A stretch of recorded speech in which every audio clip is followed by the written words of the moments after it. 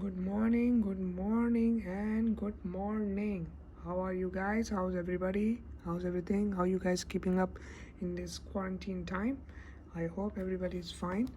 Uh, Last night I was on Facebook Live and we were talking about the lenses, and one guy asked me about uh, some recommendations for the crop sensor cameras. So after recommending him as per his budget, later in the night I thought about okay, why don't I make a quick video about what are the best lenses for crop sensor cameras.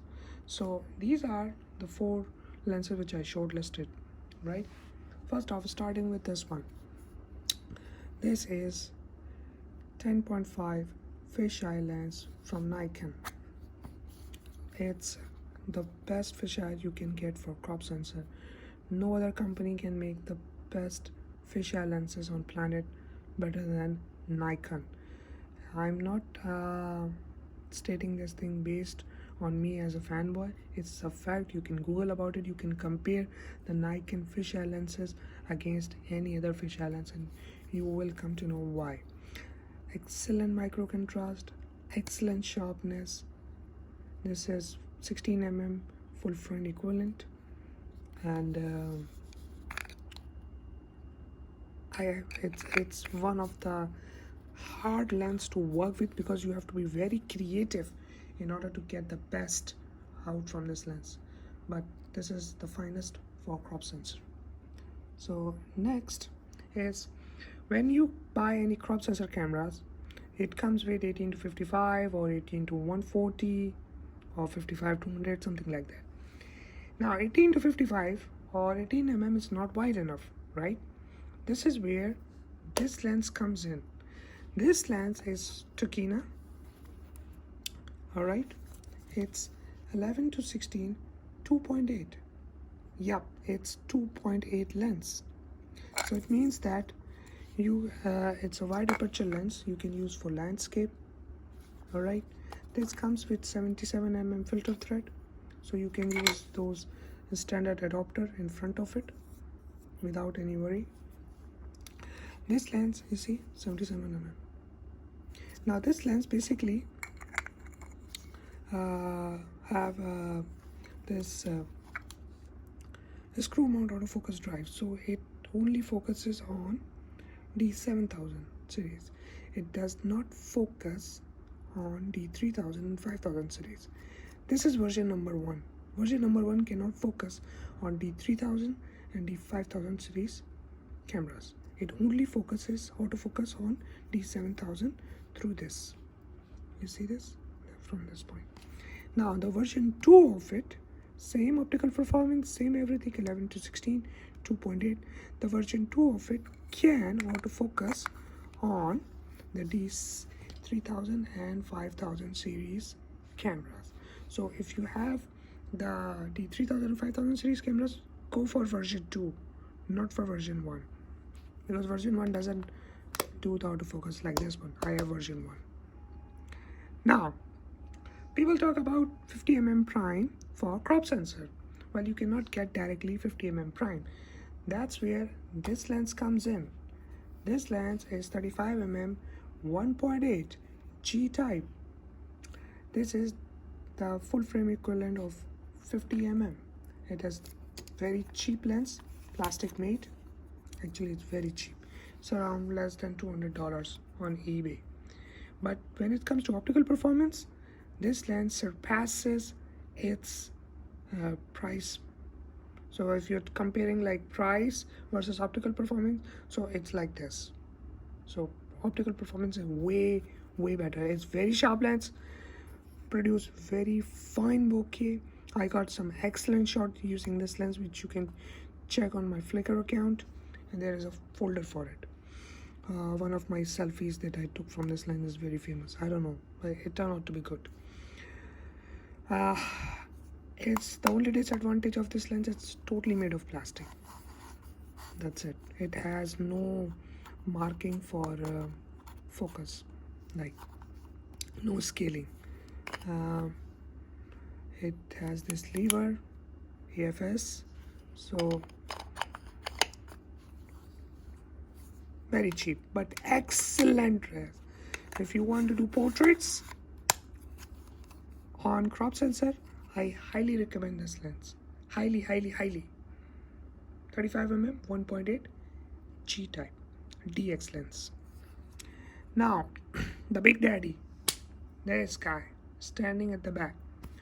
What is this lens? Well, I have to put these things back because it's time for the granddaddy. This lens is basically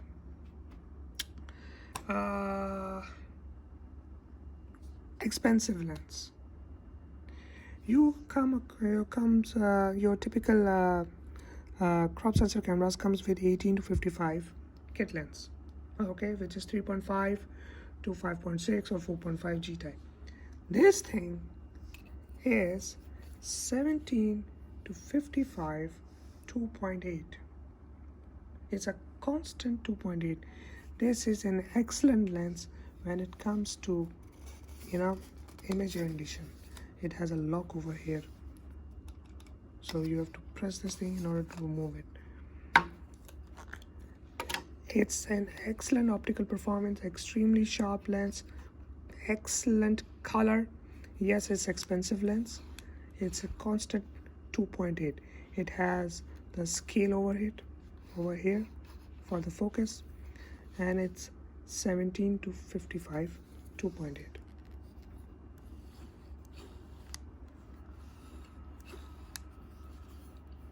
So I recommend don't buy the new lens. Try to get this thing second hand through eBay or through Amazon, whoever it's not wise enough to sell it, because there are people who are selling this lens because of some other reasons. If you find anybody selling this lens, immediately go and grab. This lens produces excellent image quality for crop sensor cameras. It's 17 to 55 2.8 constant aperture. The colors are excellent. It's well built. It's literally one heavy lens. It's one heavy lens. This part is mixed made of metal and plastic, and it's 2.8.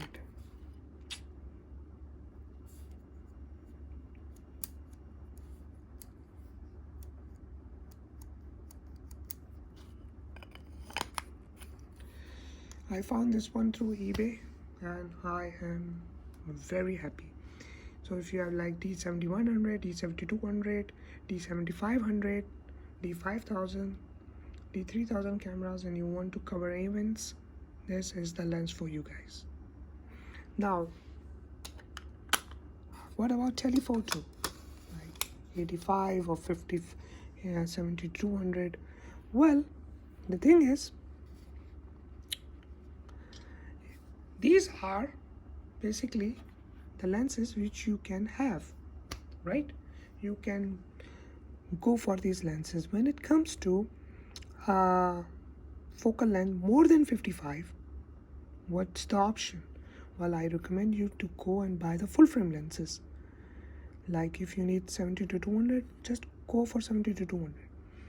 These are the lenses which can cover from your widest angle 1 prime all the way to the average group shots or average event photography lens, which is 17 to 55, and including this lens for creative shots. So these 4 lenses basically covers you from every way. Now if you need telephoto, just go for full frame 70 to 200 or 80 to 200. In this way you can have everything from widest angle, close portrait, fisheye and general purpose lens. So this covers you everything. You don't have to, and these lenses are last long. Optically they are far more better than anything you can have. I don't recommend you to go for Sigma 18 to 35 1.8. It's one bad lens. Never go for it. Better go for 11-16 Tokina, where 16 ends, 17 started, 17 to 55. This is fisheye. This is your 50 mm equivalent. So you have everything that you can cover the portraits, you can cover events, you can cover some creative shots, even you can do landscape using these lenses. Yes, you can do landscape 2.8, 2.8, 1.8, 2.8. So these are high performance lenses for your crop sensor cameras. If you want more than 55, just buy 70 to 200 for full frame. In this way, you don't have to wait. You are covering all the way everything. Yeah, one more thing. If you want to do wildlife and of course there are people who wants to do wildlife for crop sensor cameras like D500. Let me share with you.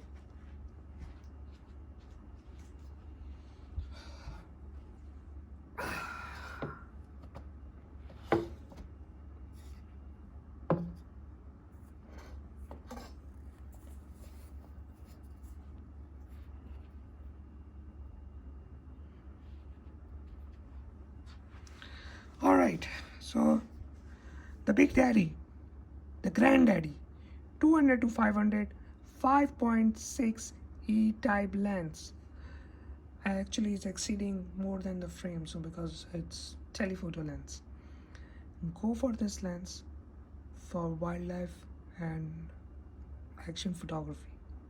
So now you have 10.5 all the way to 500 mm, which is 16 to 750 mm.